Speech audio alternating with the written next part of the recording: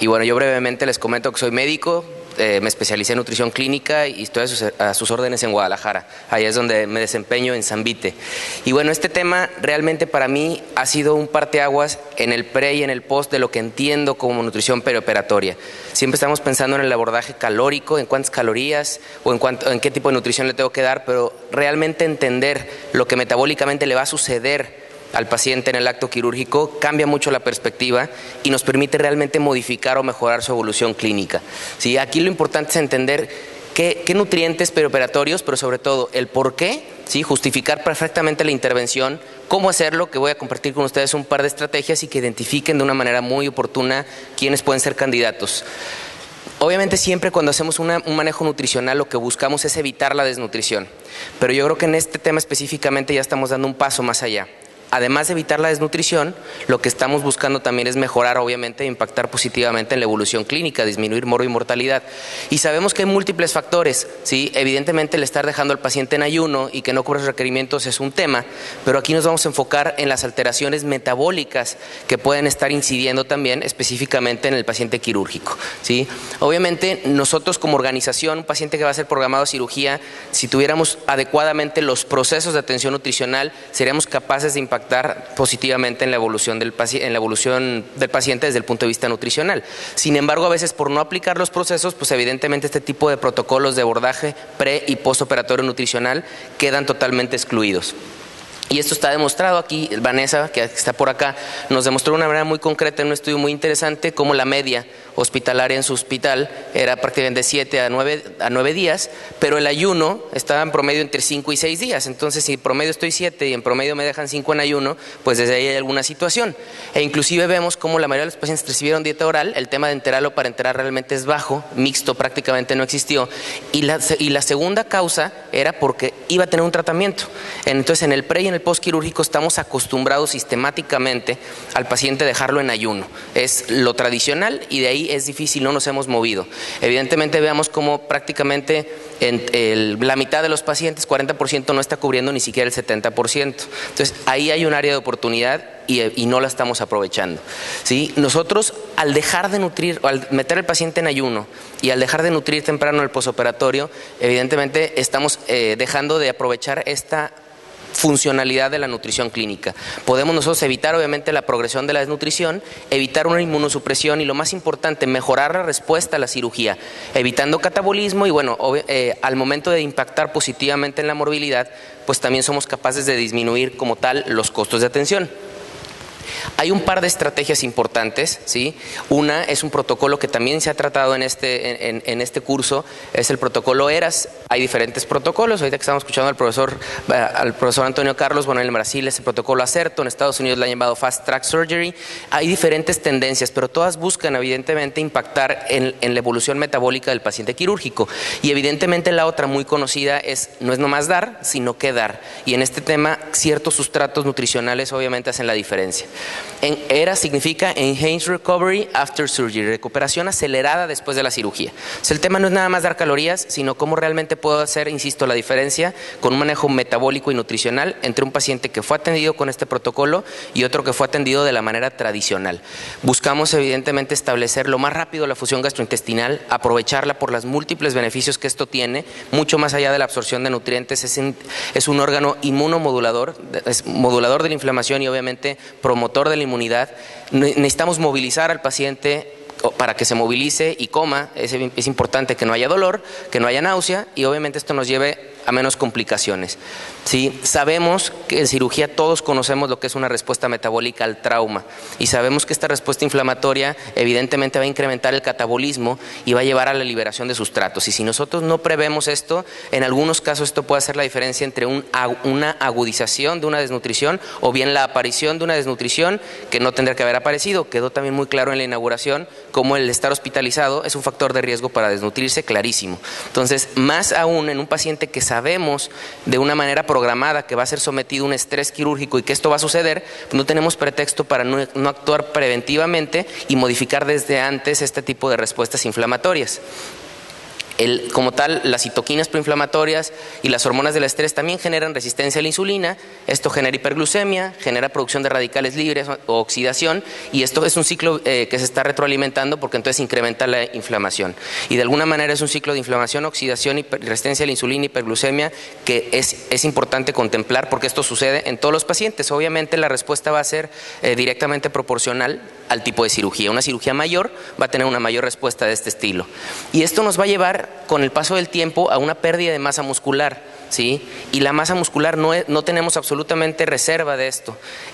Toda la masa muscular que tengamos es masa funcional, es masa que el cuerpo va a requerir, y más en un procedimiento donde va a requerir mucho más inmunidad por el ambiente hospitalario, y evidentemente temas como la cicatrización son muy, muy relevantes en este sentido.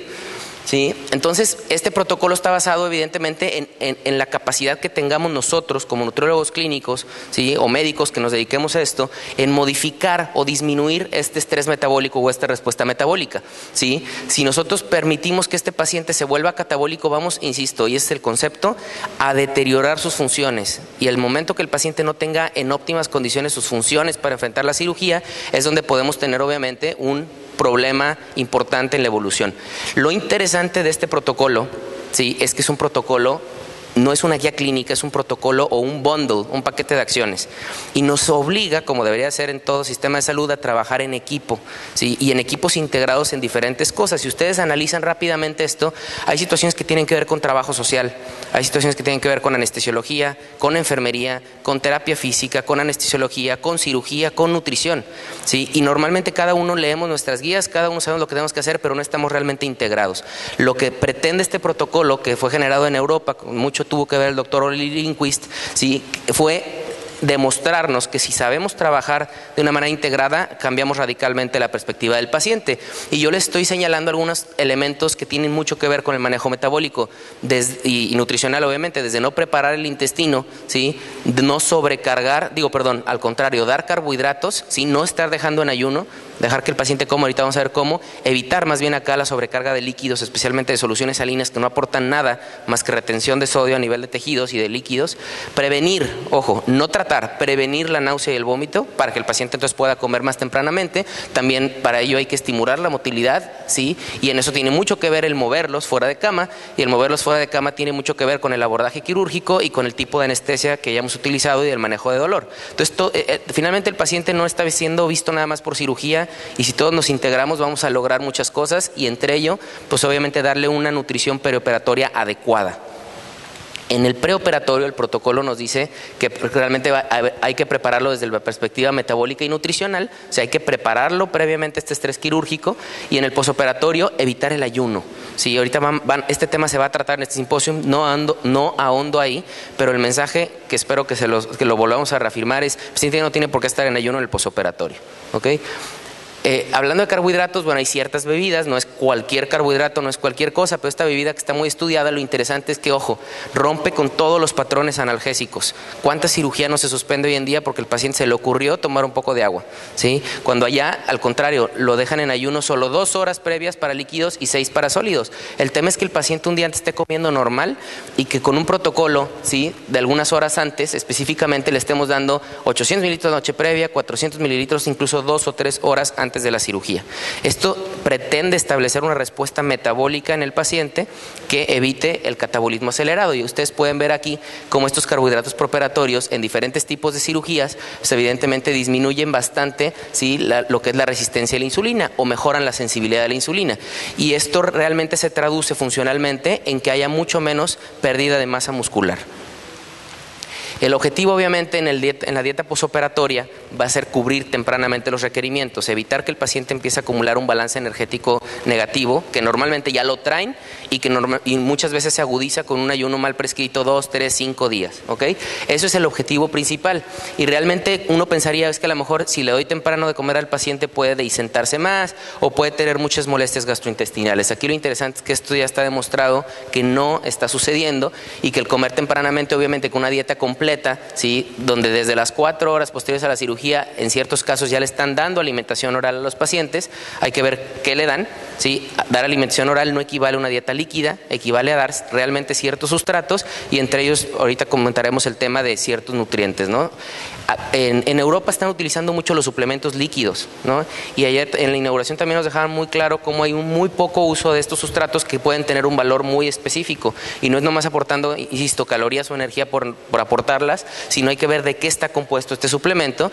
Y también dietas regulares, ¿sí? Que van a impactar en todos estos aspectos. Mejor cicatrización, menos complicaciones infecciosas, mejor cinética o anabolismo, menos catabolismo más bien de las proteínas, ¿sí? Se incrementa evidentemente la ingesta energética, calórica o proteica, ¿sí? Y esto hace que el paciente pierda menos peso, pierda menos masa muscular, que es realmente lo importante, dure menos en el hospital y obviamente se va mucho más satisfecho y va a tener una recuperación mucho más acelerada, que es de lo que se trata.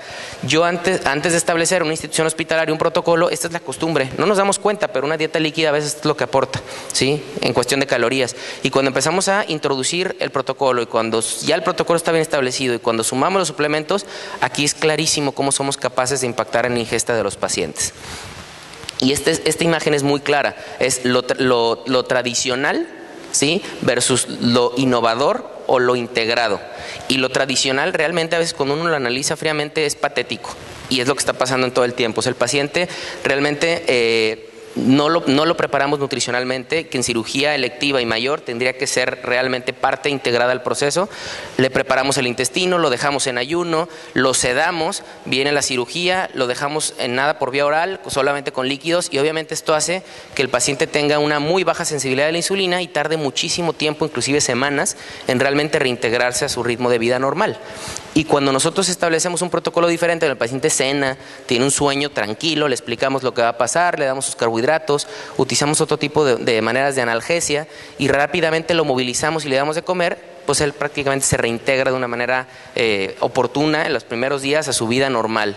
¿Sí? Y esto tiene impacto en menos pérdida nitrogenada, un mejor balance nitrogenado, ¿sí? Obviamente mucho menor hiperglucemia, que sabemos todos la hiperglucemia, lo que afecta a la evolución clínica de los pacientes, mucho menos hiperinsulinismo. ¿Por qué? Porque hay más sensibilidad a la insulina, ¿sí? Evitando esa resistencia simplemente con el uso oportuno de alimentos y carbohidratos, ¿sí? Este protocolo es prácticamente el estándar de oro en cirugía de colon y recto, pero hoy en día se están analizando N cantidad de procedimientos quirúrgicos, sobre todo aquellos que establezcan respuestas similares desde el punto de vista metabólico. Ya el tema de cuándo dar de comer o no es un tema que la tendencia es dar de comer lo más rápido posible y estar al pendiente del paciente. Ahora, ¿qué le doy? Que es la parte importante, la segunda parte de la charla. Realmente yo creo que en su momento hubo un paradigma donde estuvimos analizando si dábamos o no dábamos de comer, nutríamos o no nutríamos, un pleito que yo a la fecha no entiendo de ver qué es mejor, si la enteral o la parenteral, cuando realmente pues dependerá mucho de cada paciente en realidad y pueden ser totalmente complementarias, y donde incluso ya empezamos a entender el rol del tubo digestivo no nada más como un factor nutricional, sino, insisto, como un factor incluso inmunomodulador o un factor metabólicamente muy proactivo. Pero hoy en día lo que queremos no es nada más que el paciente no se complique, sino realmente que la nutrición sea muy funcional e incluso terapéutica, que llegue a trascender en el resultado clínico del paciente, y para eso, evidentemente, insisto, no es nada más dar proteínas, sino cómo está compuesta, en qué cantidad, en qué momento, es realmente toda una terapia, ¿sí? Y por eso estamos aquí tratando de establecer protocolos para aportarla. Hay algunos sustratos que aquí ustedes pueden ver que, bueno, han demostrado de alguna u otra manera un beneficio, sobre todo en el paciente quirúrgico, y que son capaces, no podemos explicar el mecanismo de acción de cada uno de ellos, ahorita ya les hablaron de arginina, etcétera, cómo tienen diferentes mecanismos de acción, tal cual como si fueran algún fármaco, que no lo son, pero que nos van a permitir, insisto, tener una respuesta diferente versus el paciente que simplemente comió lo que pudo comer. Aquí nuevamente haciendo hincapié en básicamente estamos hablando de antioxidación, ciertos tipos de aminoácidos y evidentemente diferentes tipos de lípidos que se han venido estudiando al respecto. Esto es lo clave, entender, insisto, lo que va a pasar. Y a veces en una cirugía de urgencia, ¿sí? En una situación donde no tenemos control de en qué momento va a pasar o con qué magnitud, realmente es complicado establecer una nutrición preoperatoria y un manejo metabólico previo. En el posterior no tenemos absolutamente ningún pretexto para hacerlo de manera temprana. Pero cuando el paciente sabemos el día que va a generar el insulto, porque incluso nosotros programamos al paciente, ¿sí? Nosotros tendríamos que entender que a partir de la cirugía lo que va a suceder es una respuesta inflamatoria, ¿sí? Y que mucho dependerá de lo que recibió de sustratos previamente, si esta respuesta se vuelve severa o somos capaces con nutrientes de modularla, ¿ok? Va a haber respuesta, sí, es parte natural de la cirugía y es adecuado que lo haya, ¿sí? Por inmunidad y otras cosas, pero una respuesta severa también va a generar una respuesta antiinflamatoria compensatoria severa. Y mientras más inflamación permitamos en el posoperatorio o secundario a la cirugía, mayor inmunosupresión habrá.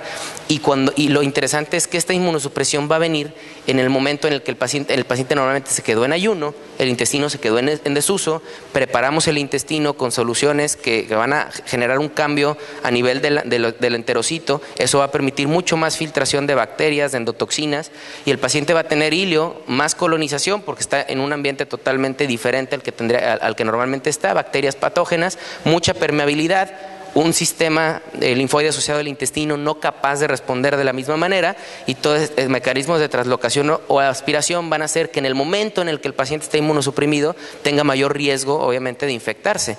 Y ojo, muchas veces estamos pensando o nos avisan que hay que nutrir al paciente cuando estamos muy cerca de la falla orgánica múltiple. O sea, ya sucedió todo esto, no hicimos nada, se complicó, tiene una infección severa, ¿sí? Ya está con ventilación mecánica, en terapia intensiva, con una neumonía, y ahora sí háblenle a los de nutrición porque no va a poder comer, ¿no? Cuando pudimos haber, desde un principio con ciertos sustratos, haber modulado estas respuestas.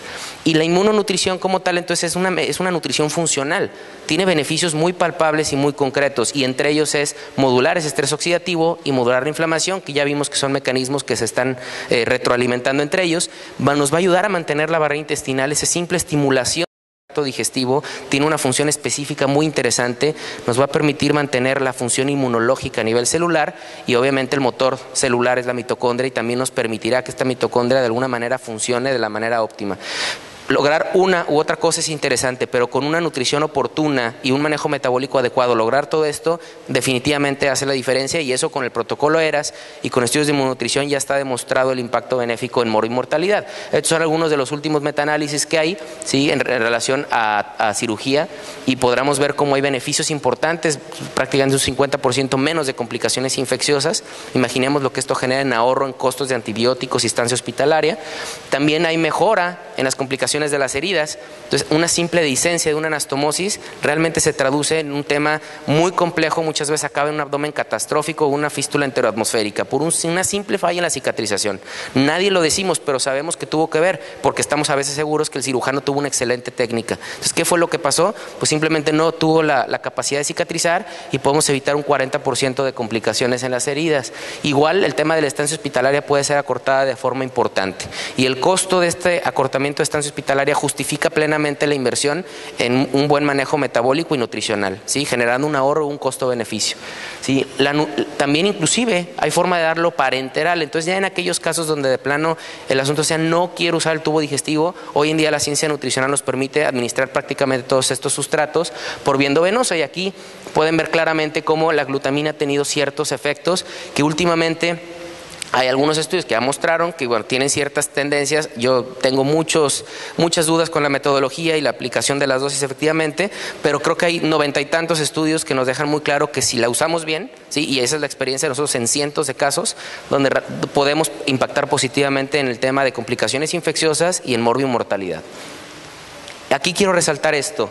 El consenso de inmunonutrición, ¿sí? de Aspen fue hecho en el 2001, y ahorita que estamos celebrando este congreso de AMAI, el primer consenso que existió a nivel mundial de inmunonutrición realmente fue, o a nivel Norteamérica, fue el mexicano, fue a través de la AMAI en el 2000. Entonces, prácticamente estamos 14 años después, y tendremos que preguntarnos si este consenso sí se está aplicando y sí está traduciéndose en una mejor evolución de los pacientes, porque dejaba claramente que algunos pacientes candidatos a cirugía gastrointestinal electiva deberían de recibir una terapia enteral inmunomoduladora, con algunos criterios, algunos como albúminas, ¿sí? O dependiendo del grado de desnutrición, que bueno, si aplicamos un buen proceso de atención nutricional, tenemos que tener el diagnóstico de manera oportuna, y obviamente evidenciando si es un procedimiento de tracto digestivo alto que tiene un poquito más de riesgo, independientemente de la albúmina, tendríamos que estar pensando en preparar a estos pacientes, ¿no?